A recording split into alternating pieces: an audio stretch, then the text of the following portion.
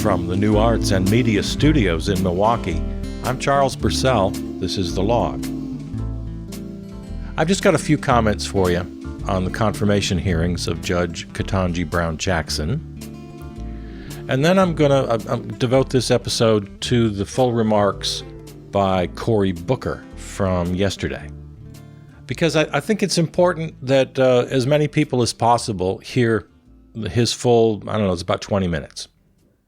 Because if you're one of a couple people.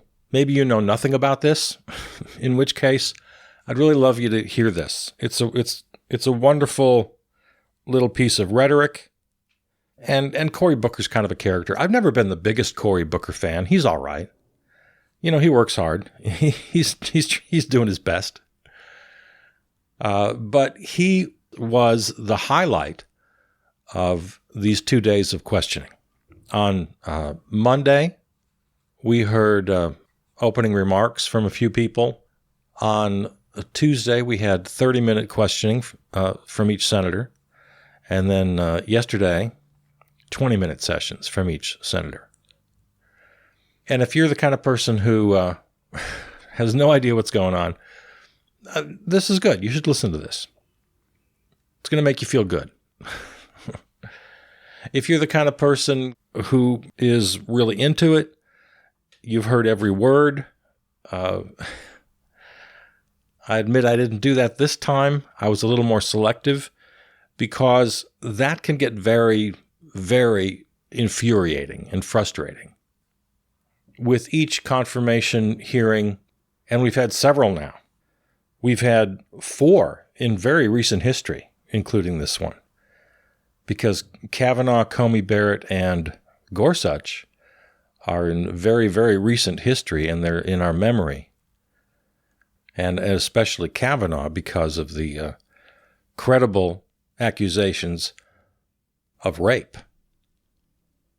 So each hearing is a little different, but they keep getting, from a political standpoint, right versus left, more and more despicable.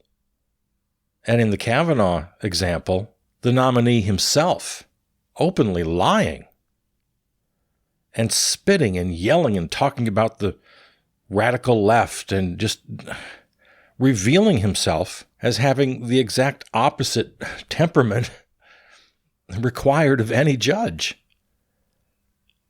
And he lied to Congress on numerous occasions. Well, we don't have to go back through all of that. The point being, these hearings get more and more irritating for various reasons. And then if you're the third kind of person, you're in the middle.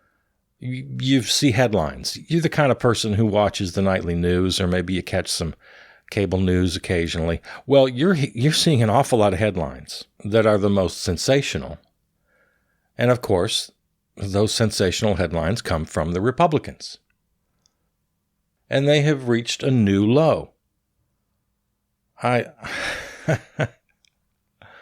not surprised, because every time out of the gate they hit a new low. Every opportunity they get. I often describe them as off the cliff. They are airborne, as I call them, and descending rapidly. So I'm not surprised that this current crop is even worse than the last one that was worse than the time before. So they're getting a lot of headlines. Democrats, not so much. The writer Dahlia Lithwick, SCOTUS watcher, she's been helping me through this, and she commented that she was very disappointed in how the Democrats were comporting themselves in the hearing. I mean, disappointment in the Republicans is an understatement. She had plenty to say about that as well. But in this one particular post, she pointed out how quiet they're being. They're letting the nominee take all the blows. She's just taking punch after punch. And the best they can do is praise her for being so strong and being so professional and taking it. Well, yeah, but you know what? You're in a position to punch back. So says Dahlia Lithwick, and I agree. Do some punching back. Come on, you guys. Democrats, as I responded to Dahlia under her post, they're so scared to death of appearing to, quote, liberal or, God forbid, progressive or gasp, woke, that they self-censor to the point of invisibility. So the Democrats are taking no advantage at all of their time, or didn't in these 2 days. Man, when you have 30 minutes on one day and 20 minutes the next day, that's a lot of opportunity, and they just didn't take it. But Cory Booker did. And that's why I wanted to share this with you. And that's why I feel like it's one of the more important 20 minutes of those 2 days that I would really like you to hear if you haven't heard it. There's no way I'm going to go through all the accusations because, as I said, they're off the cliff. They're crazy. From Cornyn just hammering about same-sex marriage. Yeah, they want to just turn back the clock. They want to reverse every accomplishment in the last couple of decades. Few and far between they are, but yeah, we've made some wonderful progress. In particular, same-sex marriage is one of them. And to have this guy thinking, he's just self-delusional, thinking he's making some great point, thinking he's running circles around her logically. I mean, these guys they're idiots as well as being ideologues and bigots. Anyway, yeah, so there was Cornyn on that. There was Tom Cotton, Republican Cotton. Literally, well, he didn't use the word liar, but he might as well have. He basically called her a liar during his time yesterday. Found her not credible. Used that term a couple of times. Just basically called her a liar. Ugh, Lindsey Graham. Lord mercy, what are we going to do about this guy? Spent most of his time on, well, the two things Graham wanted to make sure to get out of his dirty little mouth. The whole soft on child pornography thing, which has been debunked by every credible news outlet, right, left, and center. As you'll hear Cory Booker mention, the National Review, criticized the Republicans for their outrageous, baseless fantasy claims about the nominee and her views on child pornography. And the other thing Graham wanted to relitigate, and to the point of even asking the nominee questions, well, what would you do if you were treated like Brett Kavanaugh? And he wanted to go over all that and that and that. And, you know, when you're watching, I know as I was watching, I'm thinking, man, I could never do this. Because in my head, I'm thinking of answers for Lindsey Graham that she can't give. You know, if I were in that seat, I'd say, well, if I were credibly accused by multiple accusers of sexual assault and rape, yeah, I would want you to question me about that. If you can find somebody that's accusing me of rape, go ahead. Yeah, bring it on. Of course, she didn't say that. Josh Hawley of the famous fist pump to the January 6th insurrectionists. He was all about child pornography to the point of a lot of commentators saying he's just a direct play to the QAnon folks because, you know, that's their big thing. Cruz was his usual slimy, awful self. So there's no way I don't want to talk anymore about that. It was all insane and, again, completely shut down by literally everybody except the most extreme right wing, which now the Republican Party represents, which you and I have talked about 100 times. These are not outliers. They're not fringe. These are the primary players on the Senate Judiciary Committee. I mean, come on. So I'm going to play for you now Cory Booker, Democratic Senator, New Jersey, because he's the one person, really just kind of the sole example of somebody who didn't hold any punches. He went full in on calling out the hypocrisy and the lies and the extremism of his right-wing colleagues. But more important than that, well, that's important enough in and of itself. But he also, as you're going to hear, said that he wasn't going to let anybody steal his joy. And it's a very uplifting set of remarks. So it starts with some well-deserved criticism, and then it moves quickly and wholeheartedly to full-out joy and emotion. And I think it's fantastic. You know, Cory Booker's an establishment Democrat. I'm not here to blow his horn. If he runs for president again, which he probably will, I'm going to have a lot of bad things to say about him. He's an establishment Democrat. I'm not going to, I'm not going down that road. But in this moment, he said exactly what needed to be said, and he said it well. And I thought everybody should hear it, so I thought I'd share it with you. So here it is. Senator Booker. Thank you very much, Judge. After me, only 5 to go. But sit back for a second, because I don't have questions right away. I actually have a number of things I just want to say, because this has been not a surprise, given the history that we all know, not a surprise, but perhaps a little bit of a disappointment, some of the things that have been said in this hearing.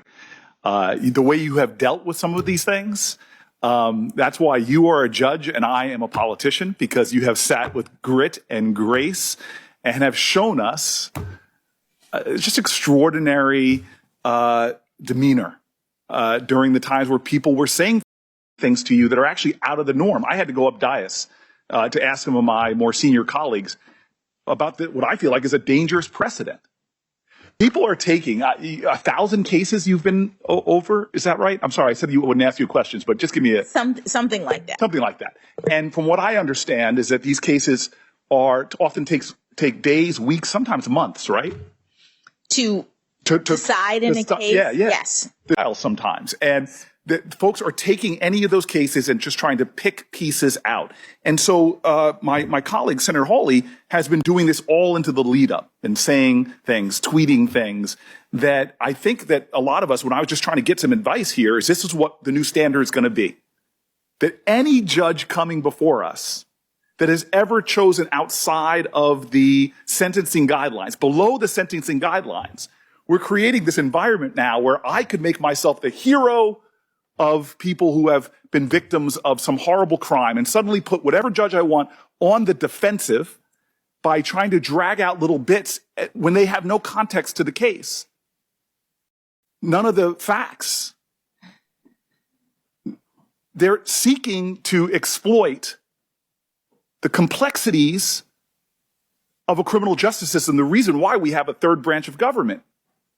I feel bad that there was a judge mentioned by name in this hearing that's from Senator Hawley's state. What is that judge going to think next time they have a complicated sexual abuse case that comes before them, and they know that they could possibly be called out if they go below the sentencing guidelines, which I showed you yesterday in my lack of chart. If you remember, I was uncharted. But that you are deciding completely in the norm.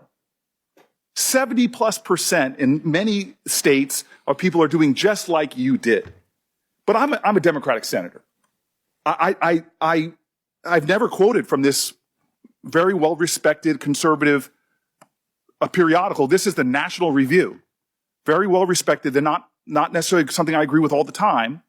But here's what the National Review, this is the title. Senator Hawley's disingenuous attack against Judge Jackson's record on child pornography. I'll just read the first paragraph. I would oppose Judge Ketanji Brown Jackson because of her judicial philosophy for the reasons I outlined last week. I addressed that in a separate post. For now, I want to discuss the claim by Senator Josh Hawley that Judge Jackson is appallingly soft on child pornography offenders. This is the kicker here. The allegations appear meritless to the point of demagoguery.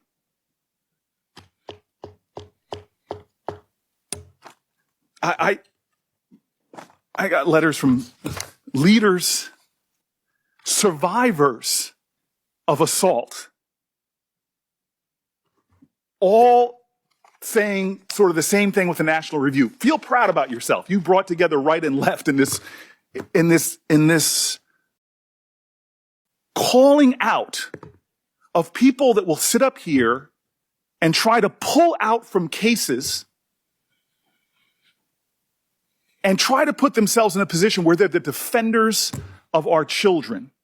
To a person who has children, to a person whose family goes out in streets and defends children. I mean, this is a new low. And what's especially surprising about this is it didn't happen last year. You were put on a court that I'm told is considered like the second most powerful court in our land. And you were passed with bipartisan support. Nobody brought it up then. Did they not do their homework?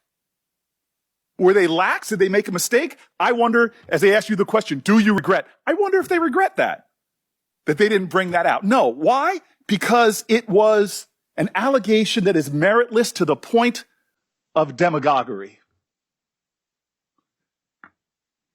You are, I don't mean this in any way, because if anybody called me average, I would be upset, but you are a mainstream judge. Your sentencing, I've looked at the data, falls in the mainstream on everything from child sexual assault to all the other issues that people are trying to bring up. Some of these things are being cast at you that you called George Bush a war criminal. Come on, that is painful. Especially because, as you said, the brief change, these are names that you have to put in. And we're talking about a real issue that goes to the core of our values, torture. Barack Obama was named once Bush left office. There is an absurdity to this that is, it is almost comical if it was not so dangerous. Because the next time a judge comes before us on the right or the left that has a body of work like you do, gosh, one of some performance artists on our side could pull out one of the cases where they were below the sentencing guideline, say, for example, it was on something like as horrific as rape that we all agree is horrific. And they could suddenly put themselves as the defense. How dare we put someone who's soft on crime? Well, are you soft on crime? God bless America. I got this great text. I've become really good friends with the folks at the FOP from my negotiations. And this was my favorite text. You all got to get this. I think my brother Kennedy might get a kick out of this. He goes, things that are uncountable, stars in the sky, grains of sand on the beach. And the number of times Democrats will mention that the FOP endorsed Judge Jackson in this hearing. But let me mention it again. Just in case my people say you're rough on crime folks really want to try to make that stick. You were endorsed by the largest organization of rank and file police officers. You were endorsed by the bosses, the largest organization of chiefs of police. And you were endorsed by Noble, who I hope people find out more about that organization. You got uncles that are officers. You got a brother, not just an officer, who went to serve after 9/11. Your family's not soft on terrorism. He went out there to capture and kill and defend this country from terrorists. I actually sitting back here and finding this astonishing, but then I do my homework. I love that my colleague brought up Constance Baker Motley. You know, when she was getting to the floor of the Senate, they were trying to stop her with outrageous accusations. You know what the accusation was back then? She was a communist. Dragging up stories, trying to throw anything that they might stick. But this is what you and I know. Any one of us senators could yell as loud as we want that Venus can't return a serve. We could yell as loud as we want that Beyonce can't sing. We could yell as much as we want that astronaut Mae Jemison didn't go all that high. But you know what? They got nothing to prove. As it says in the Bible, let the work I've done speak for me. Well, you have spoken.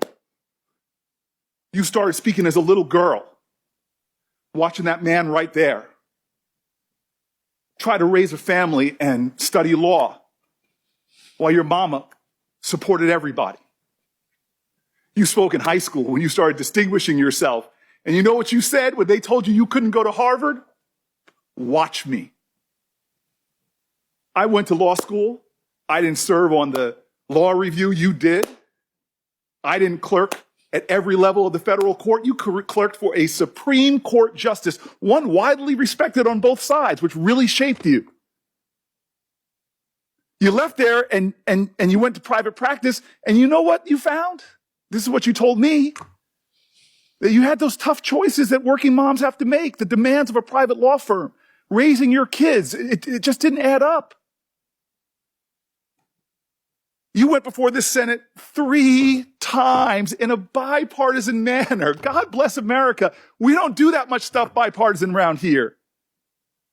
You went to become a public defender because you wanted to understand all aspects of the law. Who does that? We live in a society that's very materialistic sometimes, very, very consumeristic. You went into, do people become public defenders for the money? No. Your family and you speak to service, service, service. And I'm telling you right now, I'm not letting anybody in the Senate steal my joy. I told you this at the beginning. I'm embarrassed. It happened earlier today. I just look at you and I start getting full of emotion. I'm jogging this morning and I'm at the end of the block I live on. And I get terrified because I put my music on loud when I'm jogging, trying to block out the noise of the heart attack I'm having. And this woman comes up on me, practically tackles me, an African-American woman. And the look on her eyes, she just wanted to touch me because I'm sitting so close to you and tell me what it meant to her to watch you sitting where you're sitting. And you did not get there because of some left-wing agenda. You didn't get here because of some dark money groups. You got here how every black woman in America who's gotten anywhere has done by being like Ginger Rogers said, I did everything Fred Astaire did, but backwards in heels. And so I'm just sitting here saying, nobody's stealing my joy. Nobody's going to make me angry, especially not people that are called in a conservative magazine demagogic for what they're bringing up that just doesn't hold water. I'm not going to let my joy be stolen because I know you and we appreciate something that we get that a lot of my colleagues don't. I know Tim Scott does. When I first came to this place, I was the 4th black person ever popularly elected to the United States Senate. And I still remember a lot of mixed people, white folks, black folks work here, but at night when people are in line to come in to clean this place, the percentage of minorities shift a lot. And so I'm walking here, first week I'm here, and somebody who's been here for decades doing the urgent work of the Senate, but it's the unglamorous work that goes on no matter who's in offices. The guy comes up to me, all he wants to say, I can tell, is, I'm so happy you're here. But he comes up and he can't get the words out. And this man, my elder, starts crying. And I just hugged him. And he just kept telling me, it is so good to see you here. It's so good to see you here. Thank you, thank you, thank you. I love my brother, Tim Scott. We could write a dissertation on our disagreements. He gave the best speech on race. I wish I could have given good of a speech. But talking to the challenges and indignities that are still faced. And you're here. I was in the White House with my Democratic colleagues, and I'm in my joy. I can't help it. and the president's asking our advice, who should we nominate and whatever. And I look at Kamala and we have a knowing glance, which we've had for years when she and I used to sit on this end of this committee at times. And then I try to get out to the president what it means. What it means.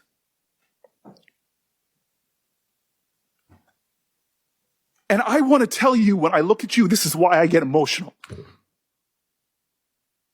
I'm sorry, you're a person that is so much more than your race and gender. You're a Christian, you're a mom, you're an intellect, you love books. But for me, I'm sorry, it's hard for me not to look at you and not see my mom, not to see my my cousins, one of them who had to come here and sit behind you.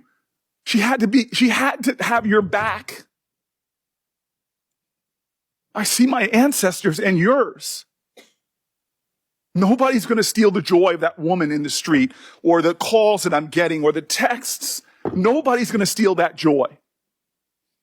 You have earned this spot. You are worthy. You are a great American. Your hero is Constance Baker Motley. Mine, she has sat on my desk for my offices that I've held. She's my icon of America. Her name is Harriet Tubman.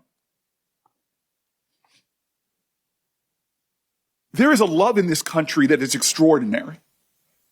You admitted it about your parents.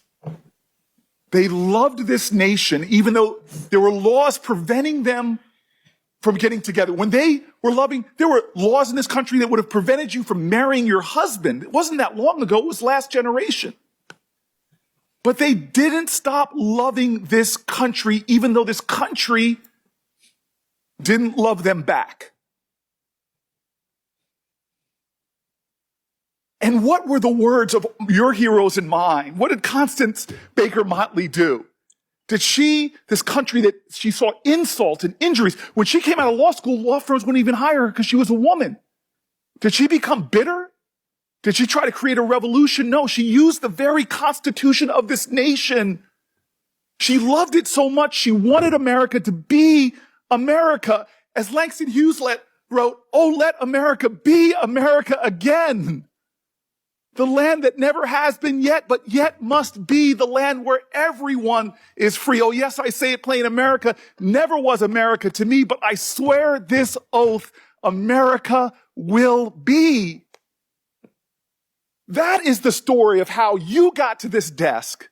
You and I and everyone here, generations of folk who came here and said, America, I'm Irish. You may say, no, Irish or dogs need to fly, but I'm going to show this country that I can be free here. I can make this country love me as much as I love it. Chinese Americans first forced into near slave labor, building our railroads, connecting our country, saw the ugliest of America, but they were going to build their home here and say, America, you may not love me yet, but I'm going to make this nation live up to its promise and hope.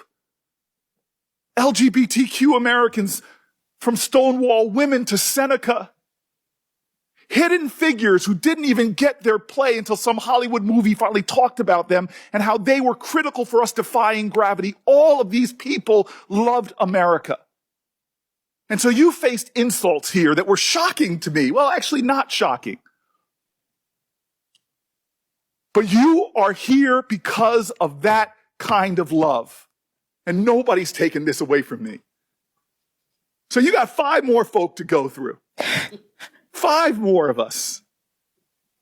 And then you can sit back and let us have all the debates. And I'm going to tell you, it's going to be a well-charted Senate floor because it's not going to stop. They're going to accuse you of this and that. Heck, in honor of your person who shares your birthday, you might be called a communist. But don't worry, my sister. Don't worry. God has got you. And how do I know that? Because you're here. And I know what it's taken for you to sit in that seat. Harriet Tubman is one of my heroes because the more I read about this person, the more, she was viciously beaten. For her whole life, she used to fall into spells, cracked skull. She faced starvation, chased by dogs. And when she got to freedom, what did she do? Did she rest? No, she went back. Again and again and again. The sky was full of stars. But she found one that was a harbinger of hope for better days, not just for her and those people that were enslaved, but a harbinger of hope for this country. And she never gave up on America. She fought led troops in the Civil War. She was involved in the suffrage movement. And as I came back from my run, after being near assaulted by someone on the street. I thought about her and how she looked up. She kept looking up. No matter what they did to her, she never stopped looking up.